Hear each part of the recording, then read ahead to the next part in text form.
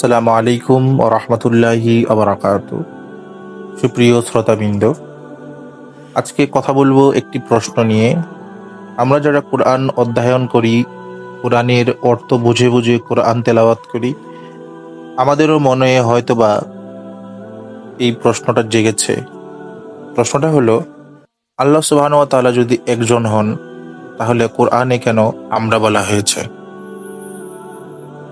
আমাদের মাথায় যখন এই প্রশ্নটা ওঠে, হয়তোবা আমরা এই প্রশ্নের উত্তর খুঁজে পাই না, বা আমরা কনফিউশনে পড়ে যাই যে আসলে এটার অনুবাদ কি ঠিক না ভুল। আসলে আমাদের বাসায় বা বাড়িতে যে সকল অনুবাদ আছে কোরআনের, সেখানে আপনারা কোথাও আমরা খুঁজে পাবেন না। সেখানে আমি লেখা আছে। যেখানে আমি বলার কথা সেখানেও আমি বলা হয়েছে, যেখানে আমরা বলার কথা সেখানেও আমি বলা হয়েছে। কোরআনের এই সকল অনুবাদ আমাদের এই ঝামেলা তৈরি করেছে।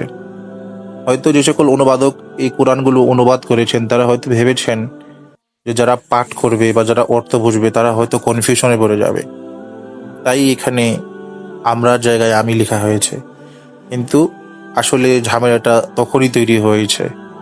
তাই যারা অনুবাদ করছেন বা করেন, আপনাদের কাছে অনুরোধ করব যে আরবিতে যেভাবে বলা হয়েছে ওইভাবেই অনেকটা চেষ্টা করবেন যাতে বাংলাতে অনুবাদ করা হয়।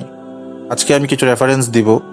সেই রেফারেন্সগুলো থাকবে ভারতীয় একজন লেখক, একজন অনুবাদক ইউসুফ আলী, এবং ওনার অনুবাদকের সাজেশন দিয়েছেন প্রসিদ্ধ একজন ইসলামিক বক্তা এবং দায়ী ডক্টর জাকির নায়েক।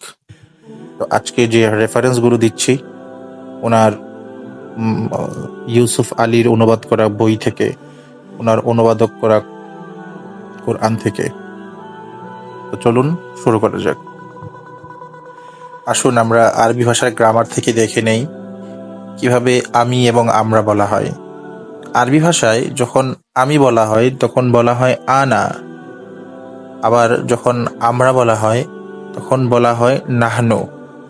পবিত্র কোরআনে যেখানে আনা বলা হয়েছে সেখানে আল্লাহ সুবহানাহু ওয়া তাআলা বুঝিয়েছেন আমি। আবার পবিত্র কোরআনে যেখানে নাহনু বলা হয়েছে সেখানে আল্লাহ সুবহানাহু ওয়া তাআলা বুঝিয়েছেন আমরা। তো চলুন এবার দেখে নেই পবিত্র কোরআনের কোথায় কোথায় আমি এবং আমরা বলা হয়েছে। পবিত্র কোরআনে আল্লাহ সুবহানাহু ওয়া তাআলা অনেক জায়গাতেই আমি বলেছেন। আমি সেখান থেকে 3টি উদাহরণ দিচ্ছি। সূরা তাহা অধ্যায় নম্বর 20 আয়াত নম্বর 14, সেখানে আল্লাহ সুবহানাহু ওয়া তাআলা বলেছেন ইন্নানি আনা আল্লাহ, নিশ্চয়ই আমিই আল্লাহ, আমি ছাড়া কোনো উপাস্য নেই, সুতরাং তুমি আমার ইবাদত করো। আল্লাহ সুবহানাহু ওয়া তাআলা আরো বলেছেন সূরা নামল অধ্যায় নম্বর 27 আয়াত নম্বর 9, আল্লাহ সুবহানাহু ওয়া তাআলা বলছেন ইয়া মূসা ইন্না আনা আল্লাহ আল আজিজুল হাকিম। আল্লাহ সুবহানাহু ওয়া তাআলা বলছেন হে মূসা, আমি আল্লাহ পরাক্রমশালী ও প্রজ্ঞাময়।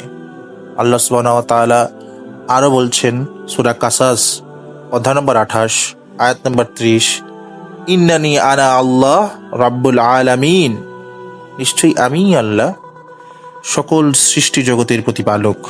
একটা জিনিস কমন, সেটা হচ্ছে আনা। আল্লাহ সুবহানাহু ওয়া তাআলা যখন নিজের সত্তার উপরে বেশি জোরদার করেন, যখন নিজের প্রতি বেশি জোর দেন, তখন আল্লাহ সুবহানাহু ওয়া তাআলা বলেন আনা। অন্যদিকে আল্লাহ সুবহানাহু ওয়া তাআলা পবিত্র কোরআনে বলছেন আমরা। সূরা যারিয়াত অধ্যায় নম্বর 51 আয়াত নম্বর 47, আল্লাহ সুবহানাহু ওয়া তাআলা বলছেন ওয়াস সামাআ বাইনা হাবিআইদিন ওয়া ইন্না লামুসিউন, আমরাই আকাশকে শক্তি দ্বারা নির্মাণ করেছি এবং আমরাই এর সম্প্রসারণ করছি। আল্লাহ সুবহানাহু ওয়া তাআলা আরো বলছেন সূরা আল কদর অধ্যায় নম্বর 97 আয়াত নম্বর 1, ইন্না আনজালনাহু ফি লাইলাতিল কদরি, আমরাই কোরআন কদরের রাতে নাজিল করেছি। আল্লাহ সুবহানাহু ওয়া তাআলা আরো বলছেন সূরা আল মুমিনুন অধ্যায় নম্বর 23 আয়াত নম্বর 12, আল্লাহ সুবহানাহু ওয়া তাআলা বলছেন ওয়া লাকাদ খালাকনা আল ইনসান মিন সুলালাতিম মিন তিন, আমরাই মানুষকে সৃষ্টি করেছি মৃত্তিকা বা মাটি থেকে।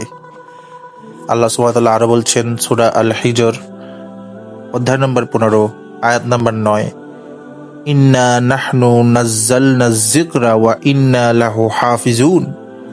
আমরাই কোরআন আবর্তন করেছি এবং আমরাই এর সংরক্ষক। তাছাড়া পবিত্র কোরআনের গ্রামার অতি উচ্চমানের। এখানেও গ্রামারের ব্যবহার হয়েছে। একটি বিষয় আছে ইংলিশ বা বাংলা দুই ভাষাতেই, এটাকে বলা হয় রয়্যাল উই বা রাজকীয় আমরা বা রাজকীয় বহুবচন। এখানে রয়্যাল উই দিয়ে একজন ব্যক্তির মর্যাদা বা ক্ষমতার কথা বোঝানো হয়। আল্লাহ সুবহানাহু ওয়া তাআলা পবিত্র কোরআনে যেখানে আমরা বলেছেন সেখানেই উনি ওনার মর্যাদা, ওনার ক্ষমতাকে বুঝিয়েছেন। তাই এখানে দেখেন, আমি দুই একটা উদাহরণ দিচ্ছি। ব্রিটিশ পরিবারের একজন রানী, রানী ভিক্টোরিয়া, এবং ওনার একটি বিখ্যাত উক্তি হলো উই আর নট অ্যামিউজড। এর বাংলা হলো আমরা আনন্দিত নই।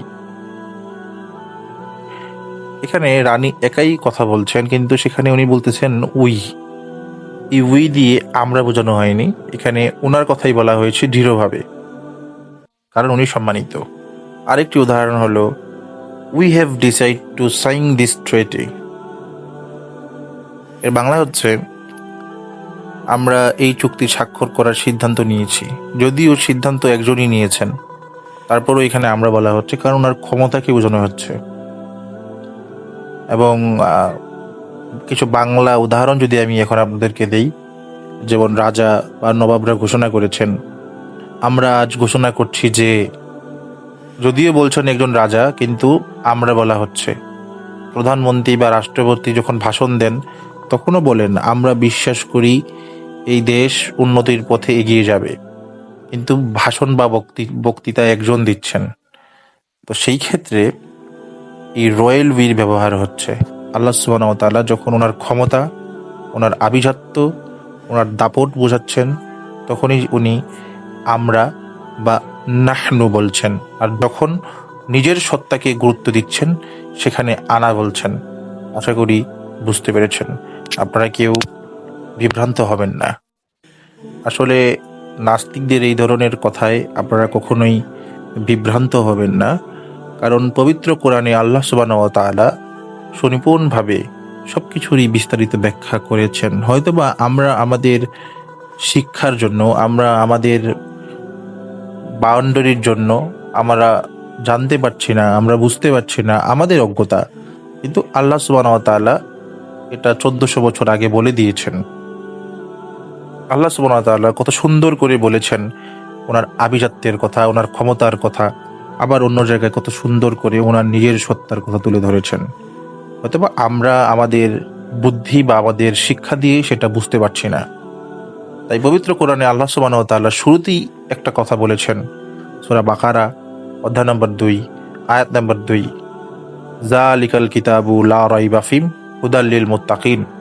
এই সেই কিতাব যার মধ্যে কোনো ভুল নেই এবং মুত্তাকিদের জন্য আছে দিক নির্দেশনা। তো আসুন আমরা বেশি বেশি করে কোরআন বুঝে বুঝে অধ্যয়ন করি এবং আল্লাহ সুবহানাহু ওয়া তাআলা আমাদের কি আদেশ এবং নিষেধ করেছেন সেটা মেনে আমাদের জীবন পরিচালিত করি। আল্লাহ আমাদের সকলকে তৌফিক দান করুক। আমিন। আসসালামু আলাইকুম ওয়া রাহমাতুল্লাহি ওয়া বারাকাতুহু।